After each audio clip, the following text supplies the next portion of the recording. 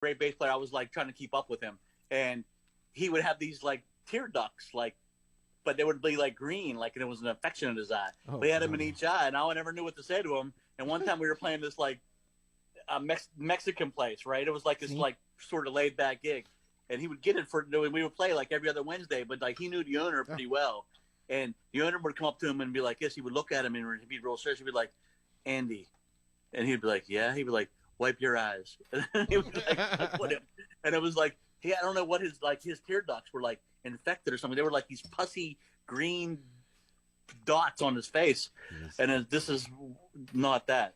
This is like a alien. That's terrible. Yeah, it was actually disgusting, and I wanted to say something to him. Yeah, that's one like time vomitous. He shorted me money one time, and I did call him. I was like, "You fucking pussy-eyed fucking dick, you." Pussy-eyed fucking dick, you. Listen, we should sample that. When somebody says something stupid, "You pussy-eyed fucking dick, you." I was like, you owe me $85 for the last gig. He was like, well, what are you talking about? I was like, you pussy-ass dick. You know exactly what I'm saying. Pussy-ass dick. Well, if you wanted a context of how it was said, that's how it was said, because I was like, you were done. You owed me money, and I said, "Where's you got the $85 from last night's gig?" He was like, "Oh man, can I give it to you next week?" I was like, "You owe me $85, you pussy-eyed dick, you." Pussy-eyed dick, you. So in context, I was like, "This, I'm not going to be nice to you like Hector was, and say, Andy, blot your eye. You got something on your eye." I was like, "You're a pussy-eyed dick. Blot your eyes.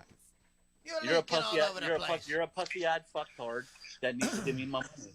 All right. Let's get the podcast started. You can talk about pussy-eyed fucktards all you like. That'll be whatever. It's all good. Mm-hmm. I love pussy-eyed fucktards. I'm just warning you now. I kept this shit like as noticeable as possible. And we should do a podcast called "The Pussy-Eyed Fucktards of Rock and Roll." I think actually you should start your next band should be called the Pussy-Eyed Fucktards. The pussy-eyed fuck. Okay, on that happy note, here we go. We're going to do a podcast. God damn it, if it kills us. Mm-hmm. Check. Here we go. Okay. Breathe. All right, let's do it. Yeah, rock and roll. Rock and roll. Okay, here we go. In 5, 4, not recording. Hold on. Stand by. Oh my God! Edit, undo, record media. I know what I got to do. It's a button. Damn it! You can do it. Button. Who's got the goddamn buttons? It's right here. Here we go. That's why I see the countdown. I can see if something's fucked up. That was very Willy Wonka-ish of you. Here we go. We're gonna wonk your willy right now. In 5. No level. What the hell? Come on now. Check. Hold on, guys. Hold on. Something's goofy. Hello. Oh, that's why. Now we got something. Okay. One last time. Edit, undo, recorded media. Here we go. Check. In 5, 4, 3. Rock music has long since been characterized by that 4/4 time signature, that with a heavy emphasis on the 2 and 4 beat. This means that the division of beats is like a repeating sequence of 1, 2, 3, 4, 1, 2, 3, 4, etc. However, in the true spirit of rock and roll rebellion, a lot of bands have defied this rule with massively successful songs with odd beat divisions, aka odd meter or odd time signatures, something like 5/4, 7/4, even mixed meter stuff where you've got 1, 2, 3, 4 and 1, 2, 3. Just all over the place. So not all rock and roll is just that 4 on the floor. So I hope I haven't confused you yet. If you are, don't worry, because on this week's Loudini Rock and Roll Circus podcast, we will explain all of this stuff while telling you about 10 bands who release massively successful songs with odd time signatures. Get ready to rock out with your talk out. It's the Loudini Rock and Roll Circus.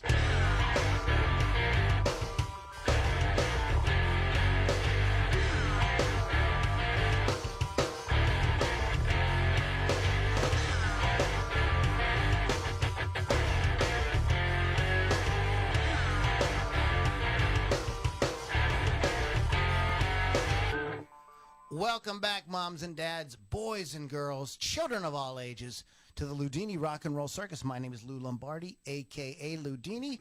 I am the ringmaster, ringleader for this weekly get-together of folks just talking about great guitar-driven rock. We cover different topics each week. Sometimes we do this band versus that band. Sometimes we do a top 10 as we're kind of doing today. Sometimes we do a retrospective on an album. We do a lot of different stuff. We mix it up with a lot of humor and different sound effects like that. So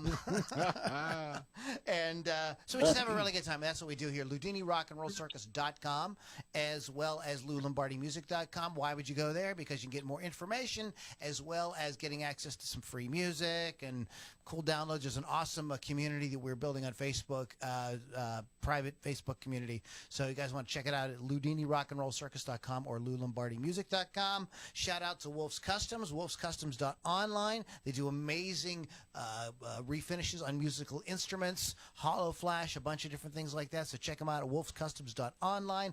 Rockrageradio.com is where you go to hear great guitar-driven rock 24/7. Indie bands, new bands, classic stuff. Check it all out at rockrageradio.com. It's a very cool app. And shout out to Rock Rage Radio because we do appreciate having our own show there on Sundays at noon. So very cool. We are a power trio today. Our what would you call her? Oh, there's a lot of things we can call her. That's one of them. That's one of them. Oh, we're really, man, I'll tell you what. From the time I came back on, the sound effects have improved tenfold. In any case, Lily V6, who is a jock on Rock Rage, is out for the day. She's getting a breast augmentation procedure, and so wish her great luck on that because after all, too much is never. You know what enough. I say about that though, which is unfortunate. I say that's like slapping God in the face for giving you a great gift. And white men can't jump. Yeah, well, she's Lily is blowing up, so I mean, she's got to get the boobs bigger too. I want to take a second to. Pittsburgh bigger. Hi, everybody. I want to say a little prayer for Lily. Here we go. Ready? Thank you, Jesus. Thank you, Jesus. Thank you, Jesus. Thank you, and Jesus. Thank you. All right, go ahead. And once again, thank you, Jesus. I mean, yeah, hey. Watch out for that first step into Jeezy. Creativity, which would be nothing. But go ahead. Thank you. All right. We have Keith. I figured that he would sit. I always figured Kevin would sit in Lily's show. We could actually see him tonight, but pay no attention to the man behind the curtain. It's just right. Kevin. Well, I've got a face for podcasting. Yeah, and we could talk about that. That's why I'm trying to put these. I'm trying to get these bags underneath my eyes gone. No, see, Kevin good. doesn't have that. See, well, okay. So what's going on, guys? I'll just send them to you. I'm not an animal. Keith comes on tonight as we're getting set up here, and I'm looking at his face. I'm like, there's something screwed up with this guy's face. I mean, I love him like a brother. He looks like a friggin' like a Hannibal Lecter light. Oh, well, I thought maybe that you were doing maybe you were like doing a Kiss thing or something. I thought, does he have like like something like that, or David Bowie or one of Alice Cooper or something like that. Performance art. And this is actually Keith Ziggy Stardust style. And it's Keith Ziggy Stardust style. So what is it that you have stuck to your face? You have something stuck. This is going to reduce the swelling and or bags under my eyes because I cry a lot. I'm a very emotional person, and I realize that. Men should not cry, but I have had several meltdowns over the last. Do not laugh at me. And I am a human being, not an animal.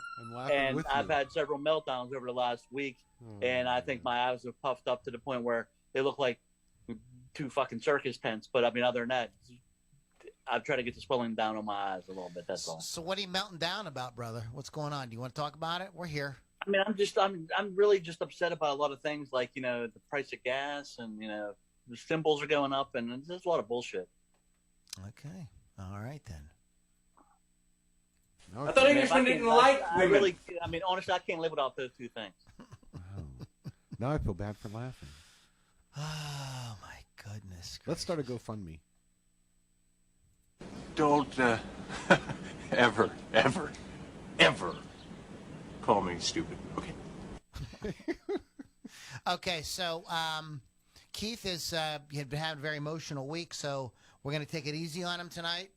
These shoes. Talking about these shoes. All right, guys.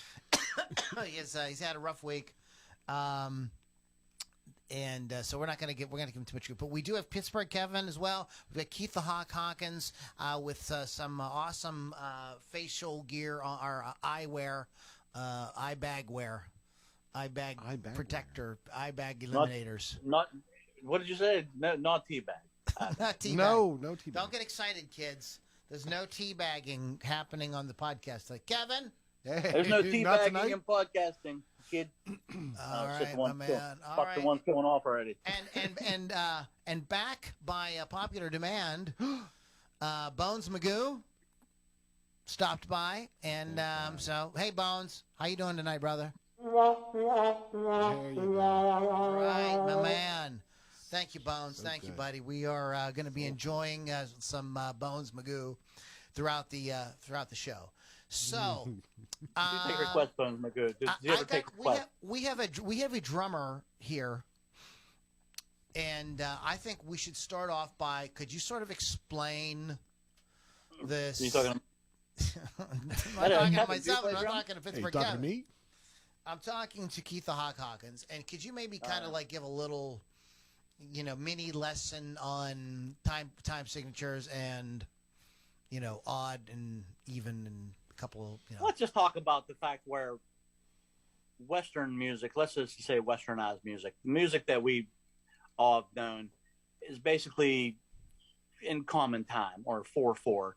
A lot of it is, even common time can be felt as 6/8. I mean, but the time signature is the relative point we're looking at. So what you're looking at is how many beats are in the measure. It's 4, and that's like a fraction there. So the top number would be how many beats are in the measure. The bottom number is what kind of note gets the count. So I don't want to go too far into the whole musical theory thing, but if it's 4/4, you're getting 1, 2, 3, 4, 1.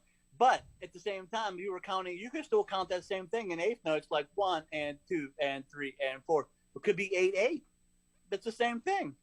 Just saying. So I mean, all these things could be they're very related. So when you're looking at the common time, as we all consider most Westernized music as, in 4/4 time, you can add beats, you could subtract the beaters here. I mean, 3/4 time is even. There's a ton of waltz feels that have been around for hundreds of years. 1, 2, 3, 1, 2, 3, 1, 2, 3. I mean, that's a waltz feel.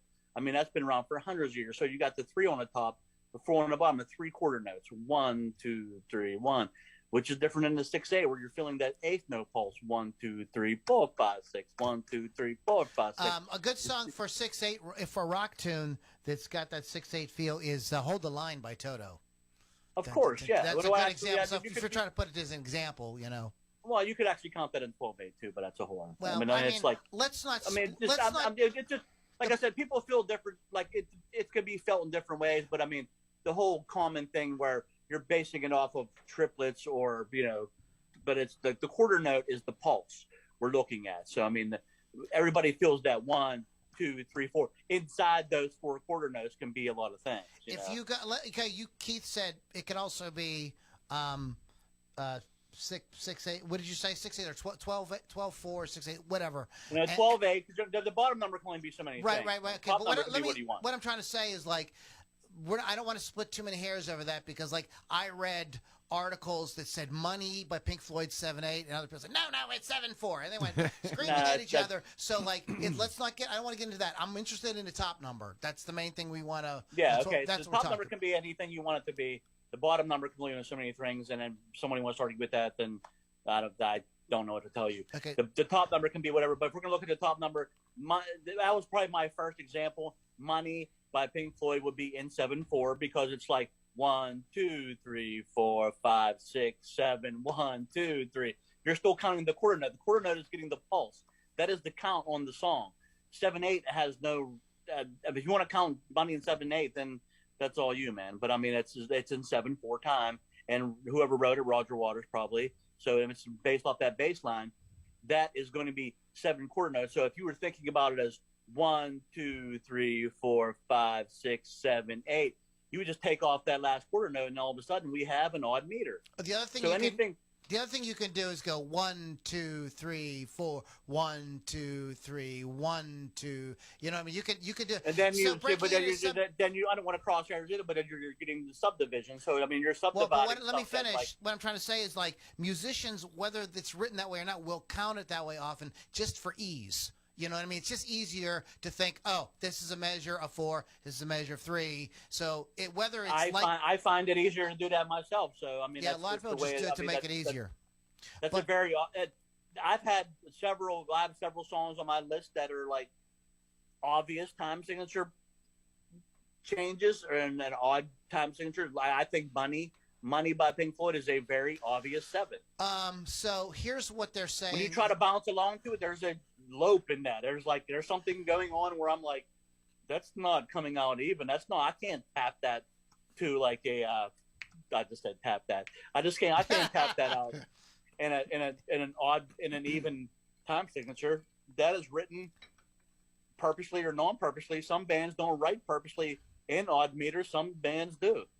I think odd meters get that sort of like bad rap for prog bands. I mean, prog bands are known to write in odd meters, but that's the whole other thing. I have some majorly big pop songs on my list, so it's not just. prog rock. That's what I was trying to stick to.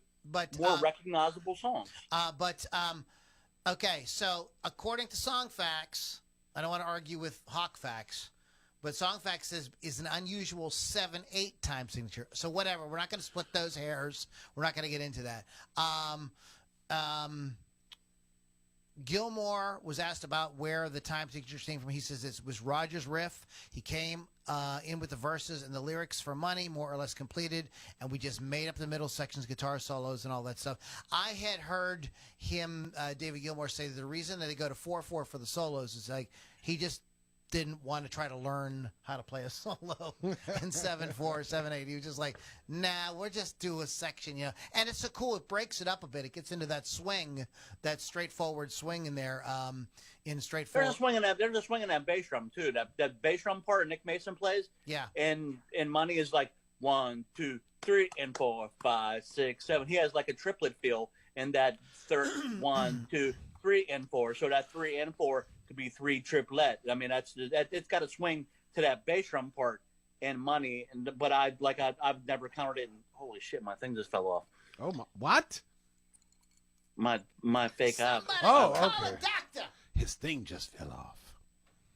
But I never counted it in 7/8. But I'm not going to argue with people either. I mean, you feel it how you feel. As long as the whole purpose of it is that it's if you can just to play it right in the feel. Okay, so if all that doesn't listen, this is really going to bake your noodle. Oh boy. Okay, because they had access to at the time new 16-track recorder, so they were able to layer sounds. Okay, so there was some new complex studio techniques that were used on this song specifically. And if you wanted to create at this time, if you wanted to copy and paste something, you had to take a razor blade to it. So he put together this cash register tape loop that plays throughout the song. Yeah. It contains sounds of tearing paper, bags, coins being thrown into an industrial food mixing bowl. The intro was recorded by capturing sounds of an old cash register on tape and meticulously splicing and cutting the tape in a rhythmic pattern. So he had to splice that tape in 7/4, 7/8, whatever. Wow. You know what I mean? Like he had to so like that's a minute. Hey, this is some real like work. I'm just talking about the actual. The song starts out as it's like I said, that's a pretty obvious odd time signature to me because it's like you're not able to, if you're able to just tap along to that and like I think that's what, and we'll use the great Phil Collins as a example later, but he once said about a Genesis song that I will bring up later that he once noticed the audience starts to bob their head along, and then when we get to the verse part, the verse part splits time signatures, and he's like, I see people's heads going offbeat a little bit, and it's like, oh shit, what just happened there? Because when you play in odd meters, most people can't grasp that. Yeah. Like I said, if there's a C beside it, that's common time signature will be 4/4. everybody loves a 4/4 because they can bounce along to it. If you were in friggin' India, you wouldn't even know what 4/4 was probably. A lot of these other cultures, it's a very westernized thing, which is 4/4. Okay. So odd meters are something that I think bands take a chance on, because if you can have a hit song in an odd meter, then you've accomplished, I think, a lot more than. If you can make people dance to odd meters, I mean, hey, man, more power to you. But anyways, I want to kind of tell the folks a little bit more about how this was done. So the tape loop that was used on this was 20 feet long. So like the tape like you've seen like on a reel-to-reel machine. So they had to figure out a way to keep it playing. So in order to get the right tension, so they would have it in 7 and be in time with the music and everything, they had to have continuously feed the machine, and they set up a loop in a big circle using microphone stands to hold it up. So the tape went around like microphone stands and stuff like that, because it had to be in time, and it had to be in that 1, 2, 3, 4, 5, 6, 7, 1. He had to get that exactly right. So that is real freaking attention to detail work. I want to say that's pretty crazy. Yeah, that's definitely out that there. is that's what makes that's a lost real, art. Yeah, that's craftsmanship. that doesn't happen anymore. Yeah. Yeah, that's real. That's I mean, next time I go in the studio, I think I want to try it that way. Instead of just playing it for 30 seconds or something and then just looping it and then just having the computer do it all, I'd rather do it that way. That would be awesome. And no, thank you. The song that I'm going to do you have anything, Kevin, or you want to just? Well, as we're talking about this, and Keith saying it's kind of a Western thing, I think that's the big draw. Being a fan of progressive rock and roll is it's out of the ordinary. Like your brain wants to go, the 4/4 time, and all of a sudden it's not 4/4. And I think that's a big draw for me, because looking at all the songs that we're going to talk about tonight, there was something different about them when I was listening to them, but I didn't quite know what. But now I'm kind of getting a feel for why. Exactly. Why they stick out. Yeah. Yeah, Barely. This is a way that's to make why a song going to stand out. Exactly. It was so elegantly put that it was like, it pushed me, it takes me back. I'm very emotional nowadays, and the way Pittsburgh Kevin just said that makes me realize why I have these things under my eyes, because I'm about to drop back a tear or two. Oh. That was elegantly put, because when you listen to an odd meter song, you're grooving along to it, but you're like, I don't know what the F is going on here, but there's something displaced about this, but it's still cool. Yeah. And you're like, I got to find out what this is. Like I said, if you were raised in different cultures, if we weren't, like I said, I can't keep bringing it up, but it's a very westernized thing. If you were raised in India, you wouldn't be thinking of this. That shit is odd meter everywhere. Mm-hmm. Yeah. So, Kevin, do you have another song you want to talk about, or we were talking about 7/4, Salisbury Hill by Peter Gabriel. It's also 7/4 time. Yeah, that's a very, very simple 7/4. That is an obvious 7/4. I got some ones like you guys. I'm sure have. There's some very obvious odd meters, and there's some ones that are a little more sneaky. Yeah, that I'll have for you later. But go ahead, Salisbury Hill. Yeah, it's funny excellent pick. Now that we're talking about it, it's clearing up a little bit more for me. I'm sitting here counting as the song's going on in my head, and I'm like 1, 2, 3, 4, 5. Holy shit! It is 7/4. You know what I mean? I'm like, and that's what the cool thing about that is. A lot of people would like, if the drummers on a track, or like I relate obviously to drummers on these tracks and stuff, but they're like, they accent the 1, the 3, the 5, then it goes over to bar line, and it'd be like 2. The 4 of the next bar. That's how Vinny Colaiuta played a lot of the songs on 10 Summoner's Tales, which is one of the first albums I've ever heard in my life that really made odd meters sound normal to me. When I was listening to 10 Summoner's Tales with Vinny on it, he would play these 7/8 patterns on the ride bell. Then he would accent like the 1, the 3, the 5. Then the next bar would be 2, the 4, and then it would repeat over and over, because you're dealing with an odd number. It's not looping in an even amount. So he's doing his genius thing by playing the ride bell in certain parts. But so you're accenting different parts of the beat. But in Salisbury Hill, you have that straight 1, 2, 3, 4, 5, 6, 7. Now, a lot of things that as a drummer, I know that I don't count. I don't go 1, 2, 3, 4, 5, 6, 7. I go 1, 2, 3, 4, 5, 6, 7, 1, I'll cut that last little N off because I don't want to like screw up the beat if I have to play something in 7. That's just something that helps me personally. So that's a tip from your Uncle Keith there. Thanks, Uncle Keith. Thanks, man.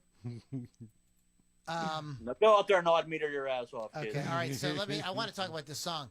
Most of Peter Gabriel's songs have lyrics made up of various images that just come to him. But Salisbury Hill was a rare autobiographical song dealing with his breakup as a lead singer of the band Genesis and anticipation of his new challenge as a solo artist. Gabriel's first single as a solo artist. It was a big deal for him, since the song proved that he could write and perform a hit on his own with a song that was meaningful to him. He remarked in interviews that the time that he was especially pleased with the song and surprised that it was a single, since at one point he was not even going to have it on the album.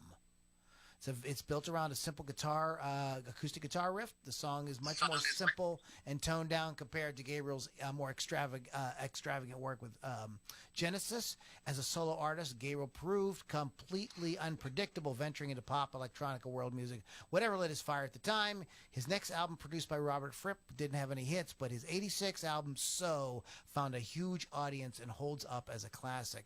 Even though this song didn't have much chart success, it became a radio staple on various formats and remains popular. The timelessness of the song can be attributed to the fact that it was never overplayed by radio stations. Gabriel used an unusual 7/4 time signature on the song, another quirk. More instruments are added on each verse. That 7/4 rhythm works well because it feels like a normal rhythm, but isn't quite right, as Kevin was saying. It's not like a clever rhythm, but it's just a bit odd. It'll be interesting to see how people dance to it. Anyway, this is one of Peter Gabriel's favorite songs. Salisbury Hill is located near Bath. Or Bath. It's not Bath. It's Bath. It's Bath. Bath. I'm going to take a bath. Right then. According to legend, a temple was built there to honor Apollo, god of light, music, and poetry. Salisbury Hill was the focus of a long and bitter dispute in the 90s between environmentalists and government concerning the construction of a 4-lane road, which cuts deeply into the side of the hill. The album was produced by Bob Ezrin as well, so we all know who Bob Ezrin is. A lot of the story that I had heard, and it was not from any official source, just like friends talking, always said like, "Oh, this is about a guy getting out of a mental institution," and it absolutely is not. I can see it though. Like But if you look at the lyrics, but if you go to Songfacts and look it up, there's tons of comments, and that was like one of the things people said over and over. That and I was like, I had heard that too, but I never heard it from and I never heard anybody on the radio say. I just heard like friends. Yeah, say yeah. it, you know what I mean? I didn't know where they got it from, and I was always skeptical of that, but I was like, oh, okay, whatever. But it seeps into your mind. I actually played Salisbury Hill in a band once. I don't know. Really? I don't remember ever going over well, but it was like one of them first set kind of like songs you would play. Like it was an all like 80s sort of like 80s tribute kind of band. So that song came out like in that era, I would think, right? Yeah. But you got a date on that? I did. I clicked away from it. Oh, but I can tell you again because see, this is a thing called the internet. Wow. If you would just check the interwebs for me on that date, that would be awesome. Oh no, this isn't 80s at all. This is 77. Wow. Are you serious? We broke that band broke the rules then. Wow. That's terrible. But anyway, I did play that song in a band once, which I thought was an 80s tribute band, but now they completely have disqualified themselves from that whole. My pick is something I know that I think Keith is really gonna dig. I'll dedicate this pick to my brother Keith. Released in 1959 on the album Time Out. You're a fucker. The Dave Brubeck Quartet, Take 5. This is actually making me salivate as we speak. Written by Paul Desmond, who was the band's sax player. And it's called Take 5 because it's written in 5/4. This is the first song, and I know it's the Loudini Rock and Metal Circus, but this is the first song I ever heard in my life, which an old drum teacher, me, Val Dupre, from Val, Guitar Gallery, turned me on to the song. Was the first person actually He was my drum teacher before Lou Ross, which I've had Lou Ross for fucking 27 years. But this was the guy before Lou Ross. And Val turned me on to the song, and I was like, what's up with this tune? And he was like, it's in 5/4. And I was like, interesting. Never heard that time series before. Because at the point I was playing Highway to Hell. You know what I mean? So this was with the great, God rest his soul, Joe Morello on the drums. That shit, there's probably nobody alive in this freaking band at this point. But yeah, that was the first song I heard in an odd meter. That was, even I wasn't that much of a jazz fan at that point, but I was like, there's something cool about this that I just really haven't discovered yet. And that song is timeless. And still to this day, you still hear that 1, 2, 3. You still hear them single notes like 1, 2, 3, 4, 5, 1, 2. That still sticks out to me. It's amazing because it sounds it's so normal, but it has that lope still. You know that the lope will come up. The word lope will come up several times, I'm sure. Like because I've been taking my medication today, so lope will come up a few times. So it's a lope. There's a lope in the beat. So 1, 2, 3, 4, 5. I might just matter of fact. Let me get some sticks now. Go ahead, Yeah. We were talking about subdivisions. Subdivisions by no, we weren't talking about that. But you could also think 1, 2, 3. That's in 7. Also. Okay, let me finish. Sorry, we're just so excited, Lou. You could think of just a very good topic. I'm so excited. I wet my trousers. Go ahead. Oh my! You could think of this as 1, 2, 3, 1, 2, 1, 2, 3, 1. You could make your life because more of because of the way it turns around. Da da da da da da da da da. You know, it has that. There's that little kind of turnaround. Why don't you just play in 4/4 instead of an extra beat? You can do that. 1, 2, 3, 4, 1, 1. And there's probably guys that count it that way just because that's how they keep it straight. Like Sheryl Crow said, if it makes you happy, if it makes you comfortable, I'm going to do a little alternate take to her song. It makes you comfortable. Whatever it takes, makes you comfortable. Hey, Keith, let me ask you something as a drummer. When you're performing songs... Oh, he's not really a drummer. He just plays one on the podcast. Oh. So he doesn't have any real... No, I'm just kidding. So when you're performing, do you count? Do you actually count? Or is it just kind of a muscle memory thing for you? To be honest with you, man, I really don't play songs that are in odd meters. I can play in odd meters when I have to, but I have to sit down and probably retrain myself to do it. Okay. So I'm coming from someone that, to me, down here, I haven't ran into any bands that play. I mean, oddly enough, there's an odd meter, and people probably wouldn't believe me on this. There's an odd meter in a song, "I Love Rock and Roll" by Joan Jett. Yeah. There's a bar of 3/4 in that, and that's the toughest I get. Most New Orleans music, like second line stuff, I'm asked to play, or Cajun music, or just simple pop rock, or the new band I'm with is half pop rock and half more modern dance rock. There's not going on outside of 4/4.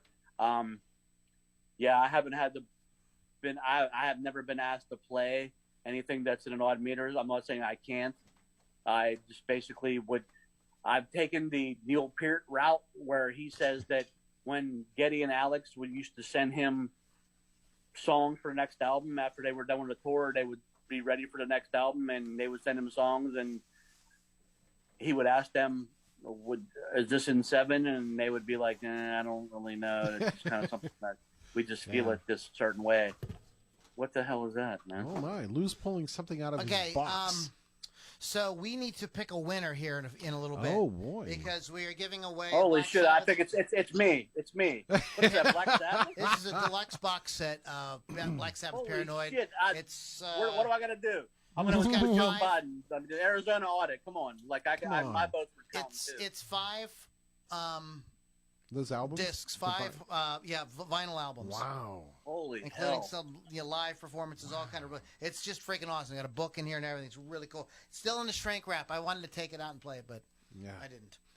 So we're gonna give it to somebody. Who are we giving it to? BK Wiener. We're gonna talk about that in a little bit, but I wanted to kind of get everybody warmed up for that. I apologize, Inner Circle folks.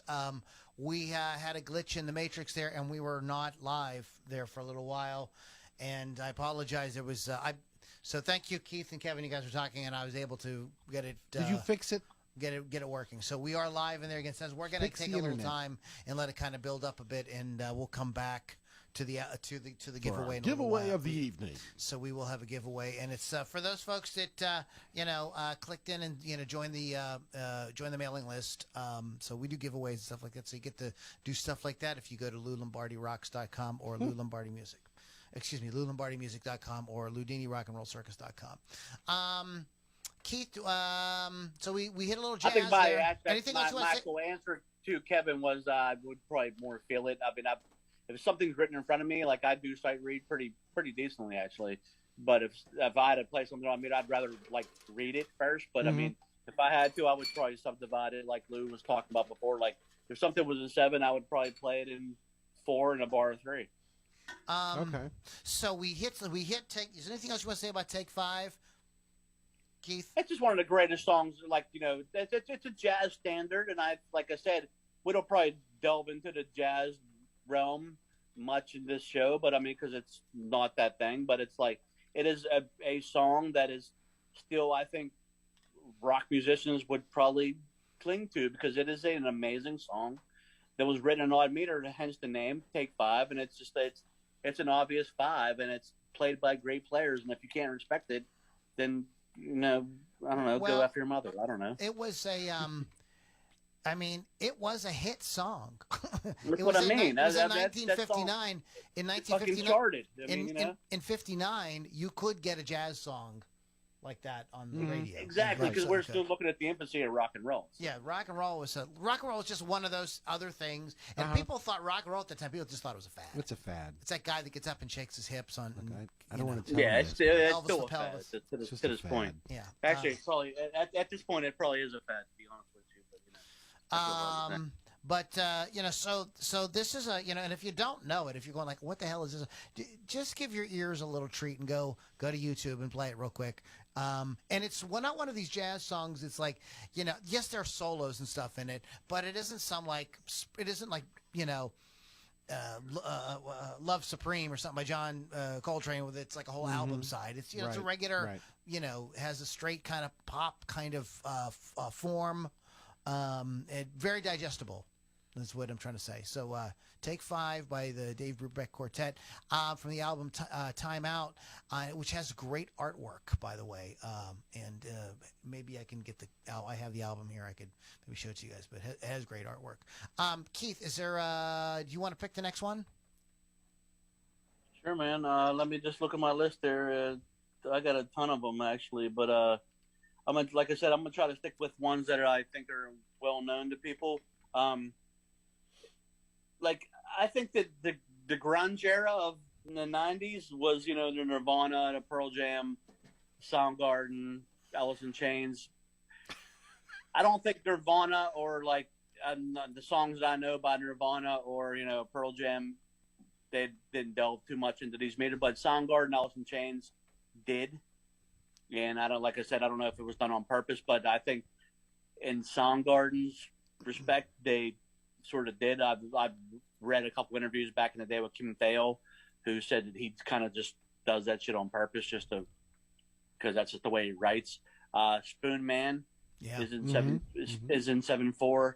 I hate to keep rambling on with 20 picks, but I mean, if we're just looking at one band, they had several. Rusty Cage changed his time signature several times. Outshine is in 7, but I think Spoon Man is probably one of our most popular songs, and this is 7/4. It's just the way, and like I said, I don't know, like Chris Cornell, had his hand in this stuff too, but I think Kim Thale was one of the ones, and Matt Cameron, who's a great drummer. I think one of the most underrated rock drummers of all time, if not the most underrated rock drummer, has a hand in this kind of stuff where they just sort of just write in odd meters because it feels natural to them. And if you listen to these songs, those songs do not have that uncommercial. Like these are hit songs. Yep, absolutely. Everybody knows Spoon Man. Well, Everybody knows Outshine. I mean, Rusty Cage and Johnny Cash covered it. I mean, he did it a little bit more straightforward, but it's like, and you go on and on and on and on, but you can dig through their whole entire catalog, and like these bands like sometimes have a little bit more of a open mind about everything doesn't have to be this whole like straightforward beat sort of thing. We can still make this shit sound more natural, and that's the beauty of it. Yeah. Well, that's the thing too. It doesn't sound crowbarred in. Right. Right. It's No. it's like, oh yeah, you just accept it as the song, and it's not usually till you sit down and go like, well, wait a minute, like Kevin was saying, like I know there's something different about this. Then you start trying to tap it. You're like, wait a minute. oh, right. What's happening here? Yeah, your one's not coming out on where it should be. I mean, which is the beauty of it. Like I said, if you can make odd meters sound natural, then you're really doing something. And there's a ton of bands out there that do it really well. Oh, great! Real bullets. Exactly.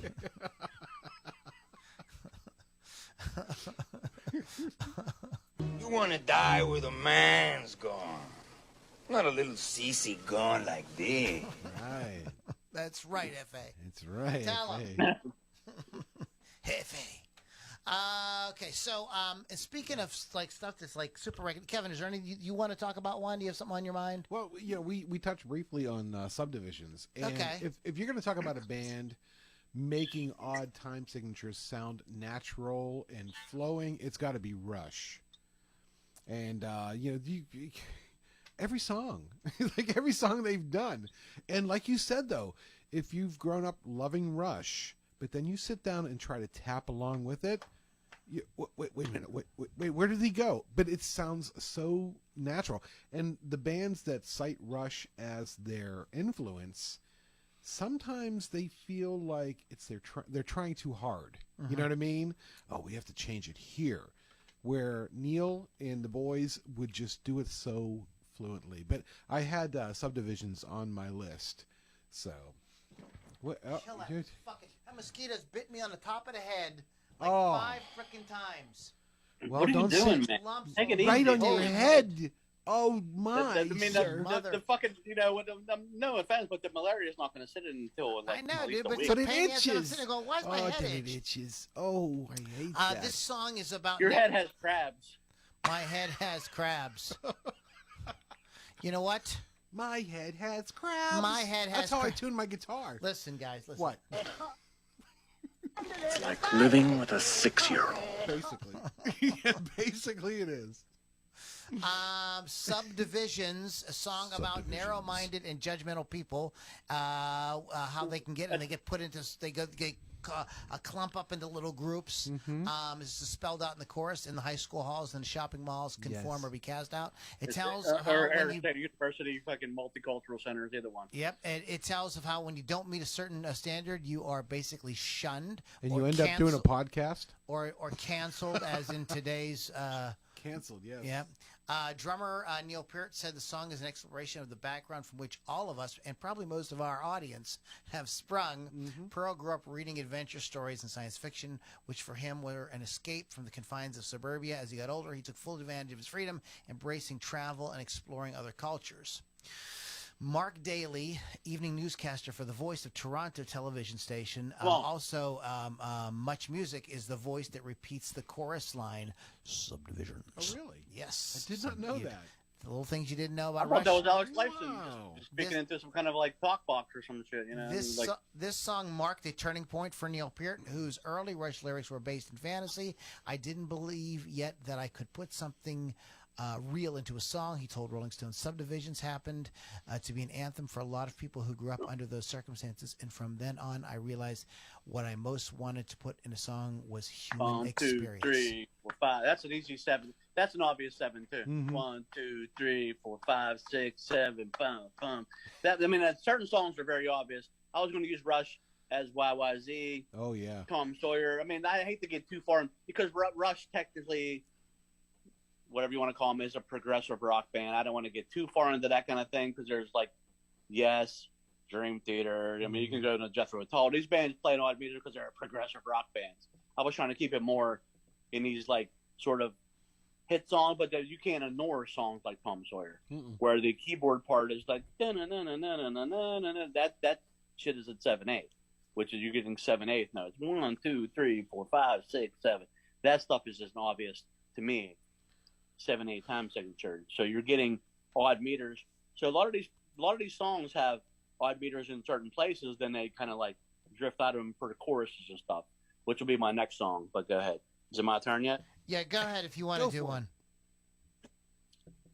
So I had Times Like These by the Foo Fighters, which is my obvious 7/8.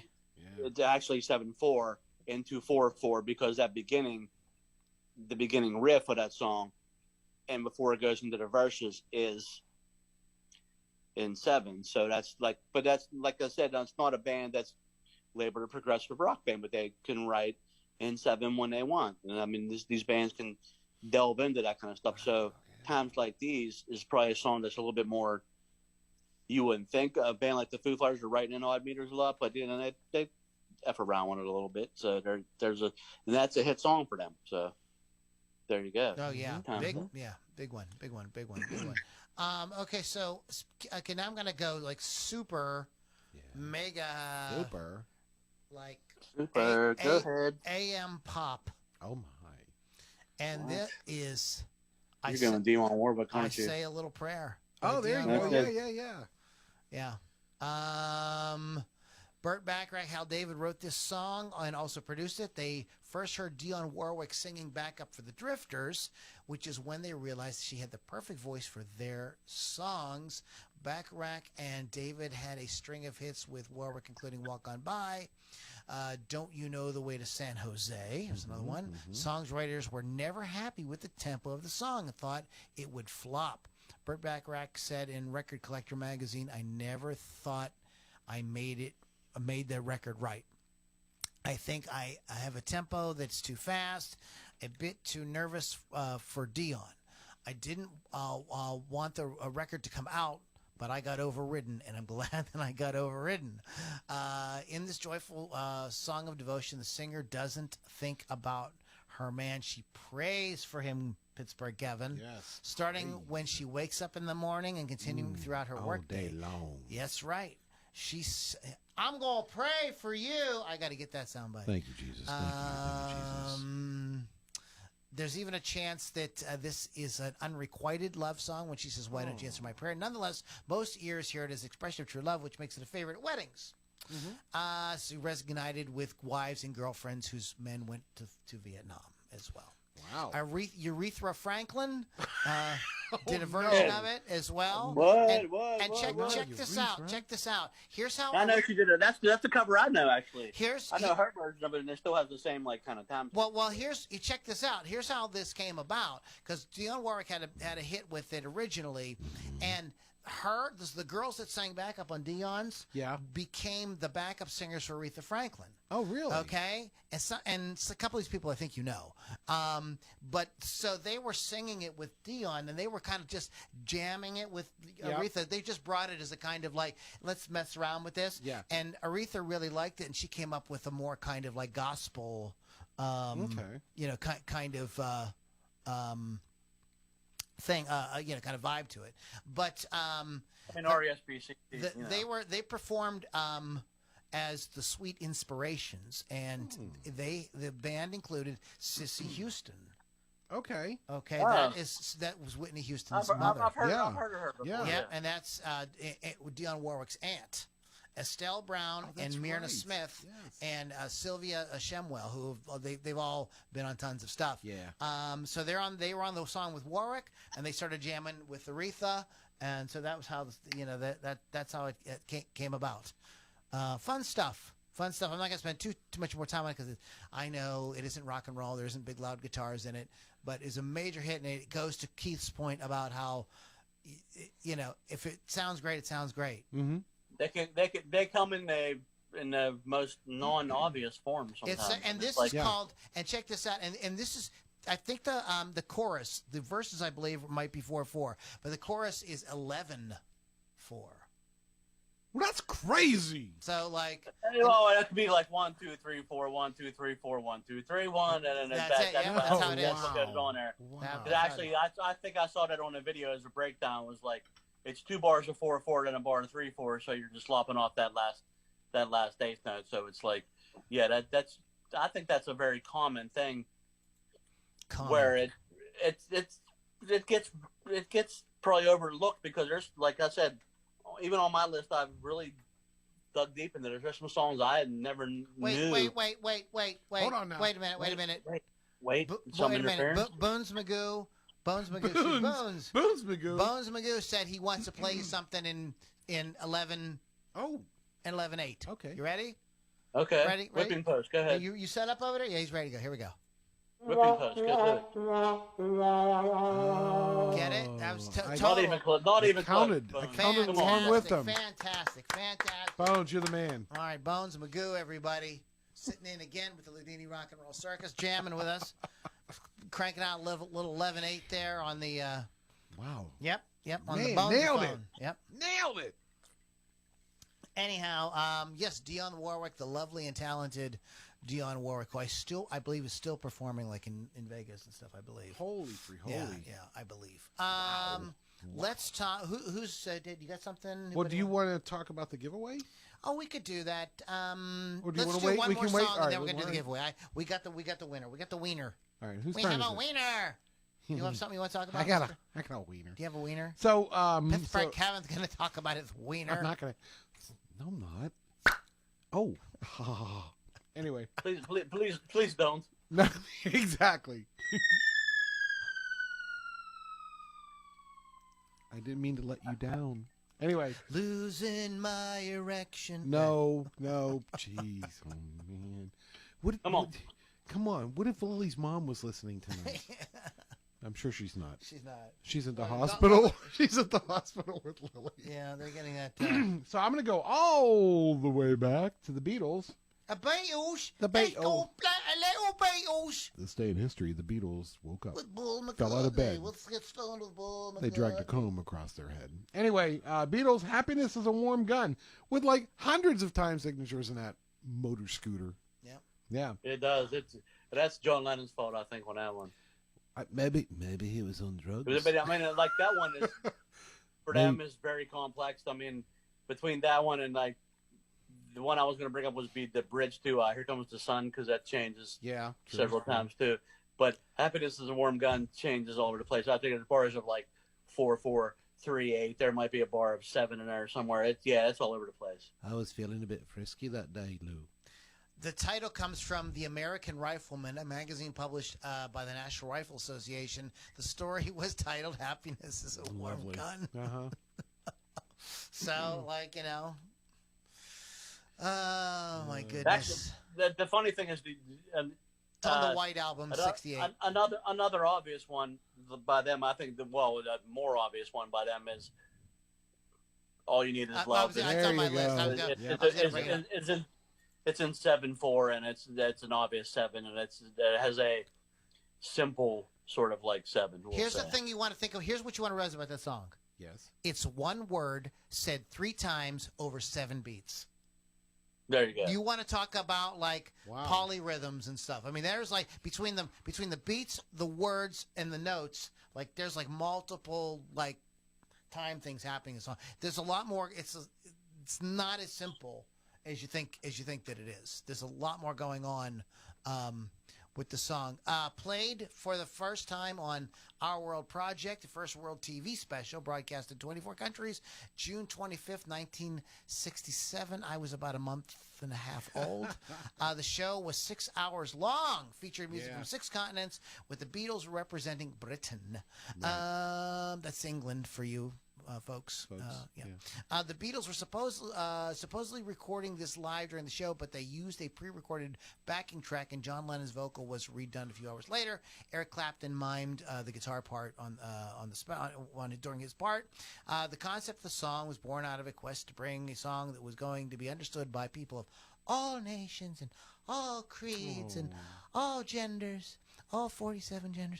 The writing began in May of 67 with John and Paul working on separate songs. We decided that John's All You Need Is Love was a better choice because of its easy to understand message of love and peace. The song was easy to play, the words easy to remember, and encompassed the feeling of the world's youth during that period. John wrote this as a continuation of the idea he was trying to express in a song from 65 called The Word. He says he likes slogans. He says, I love advertising. I love the telly. And in an interview about the song Power to the People, he was asked if that song was propaganda. He said, sure. So was All You Need Is Love. I'm a revolutionary artist. My art is dedicated to change. And musically, the song is very unusual. The chorus is only one note, and the song is in the rare 7/4 tempo. The orchestral ending, you can hear pieces of Green Sleeves, a Bach 2-part invention, and Glenn Miller's In the Mood. They paid. That's right. They had to pay royalties. Yep. They had to pay royalties. McCartney sang the chorus to. Also, he sings the chorus to "She Loves You." That was going to be my question. Who knows who? Because I always thought it was Ringo that did it, but no, it's Paul. It's Paul. Yeah. It's Paul. It's Paul. Paul. Alan Tipper Gore had this song played at their wedding. They married in 1970 and divorced in 2010. So they needed a little bit more than love, apparently. Should have played some Twisted Sister. Yeah, Are you man. peeing? What the? I am. I can't help it, man. It's just I think that requires a little hit from Bones Magoo. Hit it, Bones. Do it. Very nice. Hold on, man. I love Don't call my name yet. Take a double dip or something. Make sure you what I mean? Make sure you zip that up, Keith. Yeah, well, it takes me like a week to do that. Hey, Keith, get that last drop out. All right, I'm back. Holy Oh, crap. thank goodness. I feel like at least a couple pounds later. Feels which good, is, don't a it? good thing. Okay, so Oh, that's Lordy. the first for podcasting live Uh-huh. bathroom I'm session. talking piss live on podcast. Oh, man. This is an all-man show tonight. All testosterone missing- all the time. All that's missing are the juggies. Oh, that's Lily. Well, she's missing. She's our juggie. Man, I can't believe that. So is that Too much. is that a reduction or what's going on? Let's hope not. So let's go ahead and talk about our winner. Okay? Our winner, ladies and gentlemen. We do have a winner, and I want to make sure to say It's Keith Hawkins from New Orleans. Thank you very what a much. surprise. The guy who's going to get the lucky son of a bitch. The lucky Who's going to end up with son of a this bitch. amazing box set. Oh, And dude, you better send me you better send us all kind of cool reviews and stuff, and take pictures with this and post it. Is a gentleman named yes. Alan Tarvin. So Alan! Congratulations, brother. Nice job, Alan, you lucky SOB, you. And I will be getting this out to here in the next day or two. Okay. That's fantastic. Holy shit, Alan. I mean, we're Alan. Wherever you live, let's have a party there. We'll get in Let's touch listen and to that get. song. We have to get your mailing address and everything. Wow. So we'll. I bet we'll he lives reach out in to you New on that. Orleans somewhere. If he lives in New Orleans, I'll remember his house. Intercept it. So there's all kind of, and there's a million others we could talk about. There's Hey Ya. Hey, That is a mixed meter. The theme, the mission of Boston. Well, I mean, Dun, hey, dun. man, Yep. come on, that's the hey, yeah. I mean, hey, man. Yeah. And so there's a million more we can talk about. It's got a bar of 2-4 chucked in there somewhere. Yep, Yeah. it does. It sneaks one in on you. Can I ask a question? Sure. All right. So you write music. You write your own I stuff. write the song So- to make the whole world sing. Thank Hey, you. Lou, Mary. have you ever written a riff that just feels like it's got to be in 7 for you? Yeah, that's what I was going to ask. Do you consciously There you set go. out to write something like that, No. or does it just No, happen? it's usually because I'm really wasted. Oh. And I screw up, and that's an odd time. You're like, changer. oh, that sounded good. Yeah. I only have one thing that we have as a band right now that has an odd meter in it. Yeah. That has 7. It's got a bar of 4 and a bar of 3, and it rocks between the two. Crazy. And So let's talk only got about one that thing. for a second if we can. Sure. There's very well-known pop songs that have just like the bridge is in 7. Let's take a song like Heart of Glass by Blondie. That Okay. entire song is in 4/4 till you get to that bridge breakdown, and it is in 7. They play 4 bars of 7 for whatever reason. I don't know what. to break it It's up like, to make something you different. know, happen, Yeah. yeah. Again. It catches your was. I attention. mean, is it a producer? Is it Deborah Harry? I don't know who does it, but like I don't think it's somebody Deborah thought Harry. it would be cool to put Harry 4 Debbie. bars or 7 in there, and then next thing you know, boom, there you go. What if your little Debbie becomes a Harry Debbie? It's like living with a 6-year-old. Yeah. Yes, sir, it is. I have a Harry Debbie. Oh, Lord. But yeah, there's certain songs like I was talking about the I Love Rock and Roll. There's just a freaking bar of 3/4 in there plugged in there, which is weird if you play it along to it. And it's like it's not following. It'd be like Heart of Glass has 4 bars of 7. I mean, it's just different. I don't know. It's cool because you don't expect it for bands like that, but all of a sudden it's like there it is. So, but like I said, I think it's sometimes experimenting with time signatures is very cool, and like the Beatles did it. All the great bands have done it. Led Zeppelin has done it, which is my next pick. So is it my turn yet? Well, we were done because we're running out of We're time. actually We're at the up end to- of the What podcast. about the ocean? Come on, we can't not have okay. that one. Billy Ocean? You'll put down your rock and I'll put down my... Not Billy Ocean. I don't Oh. know if he had any. Inconceivable! The Ocean by Led Zeppelin is a Yeah. obvious time signature change, but it doesn't feel like it. Inconceivable! It is inconceivable. It is conceivable because it is a bar. It's a bar of 4/4 or 8/8, if you will, and then a bar of 7 on top of it. So it's 15/8 if you look at it that way. 15/8. That's unnatural. It is unnatural, but it's not that bad. It sounds pretty natural when they play. When John Bonham plays, it sounds pretty Well, good. true. Which is not like the Crunch, which sounds fucked up, but it was awesome. Which is a 9/8. But the Zeppelin can throw down an odd meter when they need to. But hey, Okay. All right. So cool. So that's it. we're really done. We out of time already. Yeah, can you believe that? We're almost out of time, and We I need to got kick Lily 75 off more songs often. on my list. a couple What of about things. Genesis? What about Turn It On Again in 13/4? What about Exactly, this? What right? about that? What about Kiss from a Rose, who has a bar 9/8 in it? Come on, Come on now. damn it! Damn You have to buy more time for me or something. Jesus. Buy more time for you. Want to give a few birthday shout outs. Randy Bachman Hey. from Bachman Turner Overdrive. taking born care this of Hey day. Randy, when's the last time you wrote a song on an odd meter, homie? Happy birthday! Exactly. Happy birthday to the Meatloaf himself. Meatloaf. No way. Yep. Oh, hey Meatloaf, what's up? Happy birthday! When's the last time you wrote a song on an odd meter, homie? Stop it. Oh my goodness. Stop it, Kay. Robbie Shakespeare, session bass player with Sly and the Family Stone, Peter Tosh, Robert Plant, Jimmy Cliff, Grace Jones, Joe Cocker. Really? All Yeah. those people? Yes, 1953. Hey. All those people, when's the last time you wrote a song on an odd meter, homie? Hey Bones Magoo, when's the last time you wrote a song on an odd meter, trumpet boy? Yeah, trumpet boy. This next gentleman's birthday is today, and if it wasn't for him, we wouldn't know that's rock and roll. Sean Cassidy. Oh. Happy Oh, birthday, shit. Sean Cassidy. Now, he- 16, Now, sick last school. time I heard a Sean Cassidy song, it was in 1916. That's awesome. 1916? Actually, I year thought of the that was the meter. year he was born. Never mind. Oh, all right. Let's see. Oh, hey, happy birthday to Lil Wayne. Shit, New Ask him. Orleans zone. He's living in Algiers, I heard. What? That's what I heard. Nolans. Yeah. There's He down there, lived 3 blocks. Nolans. Lil Wayne rented a house 3 blocks from me. Claim to fame right there, man. Go down there with the bullhorn and ask him when's the last time he wrote a song in an odd time signature. I don't know too many Happy odd birthday, times. Lil Wayne. Lil Wayne. Lil Wang. Yo, Lil hey, Wayne. Little Wang. What's Lil Yo, Wayne. Little Wang. next time I see Wang. Chuck D, I'll be like, Chuck D, when was the last time you wrote it? And Oh, time this signature. girl, this is somebody with we should do like a Where Are You Now? Where Are They Now? Yes. Avril Lavigne. It was her birthday today, 1984. Look, That's good. You know what the correct answer on that is? Who gives a shit? No, it's the correct answer is not in my basement. A couple She of wants cool, she wants spit on a reporter. You ever see that? something little we video? should mention. Lucky reporter.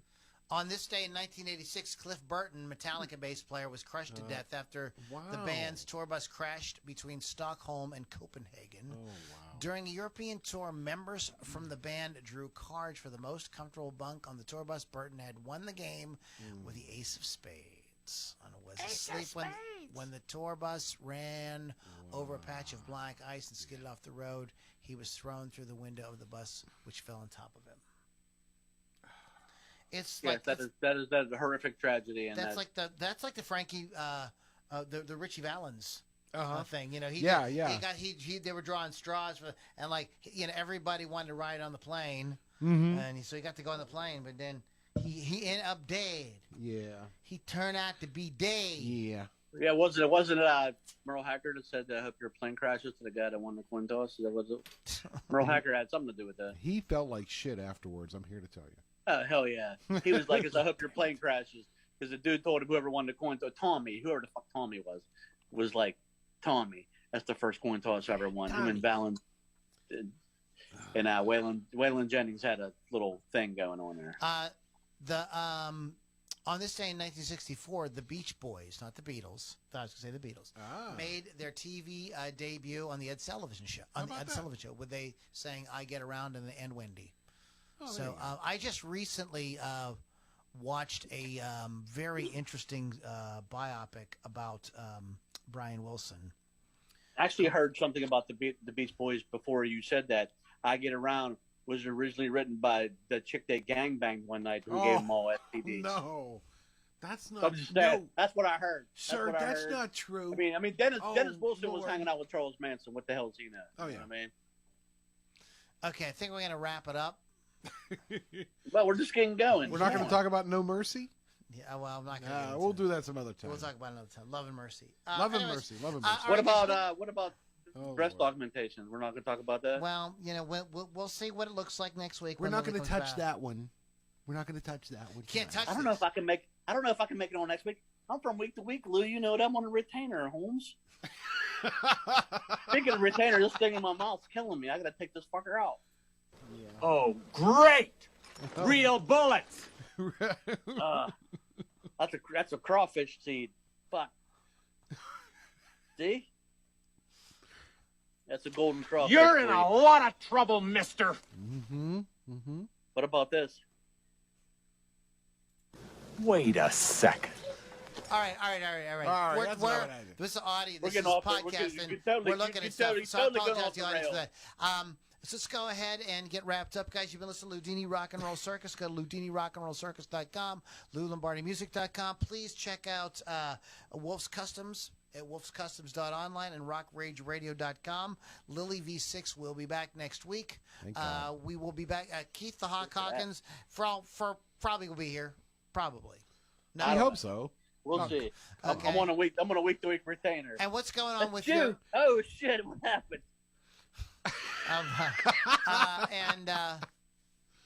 Yikes, sir. So what? This is my equivalent of Bones I know, Magoo. but people we're doing a podcast and people can't see you; they can only hear you. So it's like that's good. What do you mean? They can see me the whole time. Yeah, the whole time. Okay. All right. Do you have any gigs or anything coming up, Keith? You want to talk about anything going on? Yeah, this is my Hannibal Lecter imitation.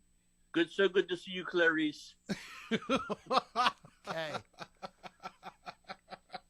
That Keith, he's messed up. All right, guys. Thank you so much for hanging out. We'll catch you all on the next Loudini Rock and Roll Circus.